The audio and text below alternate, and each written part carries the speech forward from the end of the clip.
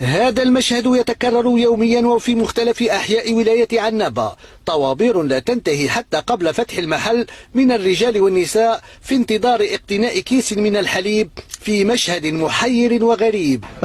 محسوب كل يوم هاك تشوف الشعب، الناس مخليه خدمتها على عجل الحليب، وضروري يعني حاجة ضرورية. 50 سنة استقلال جزائريين، تشوفوا كيف مكفرين على الحليب.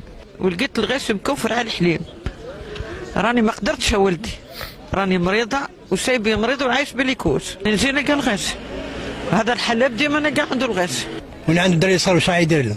يخليهم يموتوا بلا حليب، يروحوا يتبعوا لحظه غاليه. كل صباح احنا نديروا لاشين على الحليب، ما كانش الحليب هذا راح يولي شغل كي العسل عندنا احنا في ولايه عنابه. أزمة الحليب ازدادت تفاقما في الفترة الأخيرة، والوزارة المعنية مطالبة بإيجاد الحلول لهذا الواقع المشلول. المشكلة الحليب في عنابة اسباب الاولاني ما كونتر على وزير التجاره، من جات وزير التجاره وحب ينظم شعبه الحليب تصدوا له ملبنات بقوه. الازمه هذه راهي مشكله من نونالي، وعلاه؟ لان نونالي كي تمد الحليب نورمال تحتم الحليب تاع البقره. نقاط الظل التي تحدث عنها السيد الرئيس تعيش واقعا أقل ما يوصف به أنه تعيس، والمطلوب